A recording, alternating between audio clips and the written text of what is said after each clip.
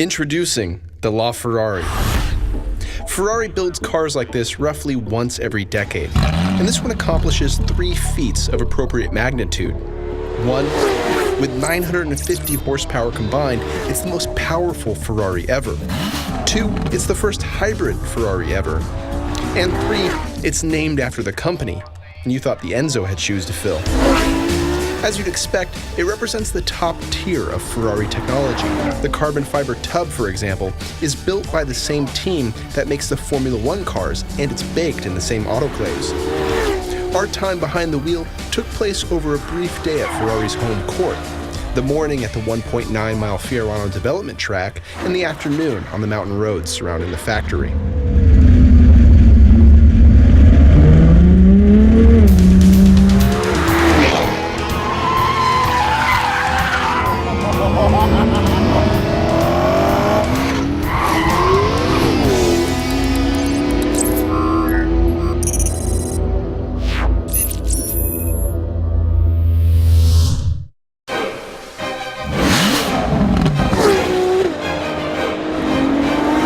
We only had roughly 8 laps at Fiorano, but it was impressive how easy the LaFerrari was to drive. Not to say it was unintimidating, you're certainly aware of the awesome power, but the learning curve felt approachable. So I've just done a lapping session in the LaFerrari, and it's a hell of a car. Yeah, there's pretty much ridiculous power everywhere, but it's the power delivery that's so interesting. The E-motor that's working on the differential, the transaxle, just applies this immediacy to the throttle response that I didn't believe that this V12 needed before driving the car, but now I'm a huge fan of it because it just makes the engine feel so much more powerful. Like right there, just that instantaneous throttle response. And this engine was already powerful, but now it just seems even more. The other really interesting thing is the steering feel. It's kind of big, has a big area on the center to play with, but once you start dialing in steering angle, the gain is really quick in that it seems to turn exponentially more aggressive the more you turn the wheel, such that you're doing like a quarter turn to basically do a 180. Like I'm about a quarter there on a, decently long corner. It's crazy. I can dive on the brakes at 260K there, having done 3 laps in the car total, and that's fine. I do that without a problem. I always forget there's a turn there. This thing is phenomenal. Woo-hoo!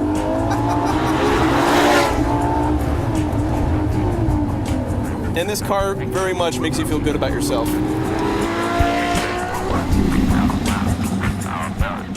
The LaFerrari looks deceivingly small. It's actually longer and wider than the McLaren P1 and Porsche 918, though it's shorter in height than both.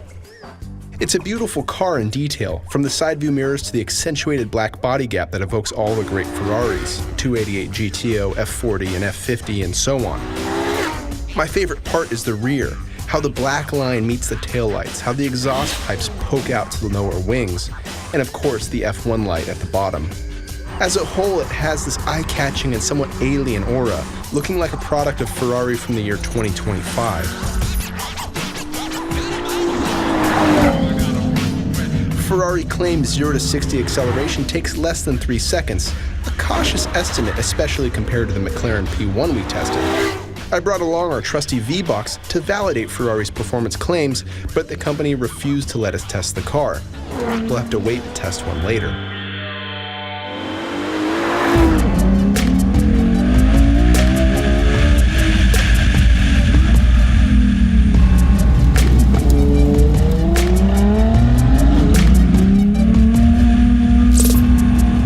So typically when you do these things, drive some Italian supercar on the road, you realize it's just an exercise of frustration. The roads are too tight, you have too much power, and you can't really do anything that's fun. It's very different in this car, and that's crazy. This is a 950 horsepower Ferrari, and I'm finding I enjoy it on the road a lot for reasons like that. Stability control's smart. It gives me the amount of control I want. The trans is shifting pretty much where I'd want it to for this road. I'm staying right in the torque. I'm having a great time, and this is a weird experience considering that Ferrari has spent so much time on the ergonomics of this car, and they've got it right. When has Ferrari ever cared about ergonomics? And here we are in a car that nails it. First, having no seat structure. The seat's just bolted right to the tub. And that means your body's just part of what the chassis is doing. Your body's feeling everything. You can sense every action of the car right through the seat. There's no structure to dampen those forces. It's quite an impressive feat. That the car as a whole feels so solid and controllable and easy to drive is really amazing. This thing drives so well on the road. I almost prefer doing this than driving it on the racetrack. So much fun to hustle this valuable, this powerful, this technological of a car along a mountain road. It's really good. Of course, the LaFerrari would perform excellently on the racetrack and roads it was developed on. But even with that in mind, I didn't want to stop driving it. The performance was everything you'd hope. Stunning acceleration, consistent and powerful braking, and high lateral limits. But as spectacular as those parts were, it was the LaFerrari's sheer usability on the road that impressed most. As we were wrapping the day's shoot, the thought entered my brain. This may be the best road car I've ever driven. There we go.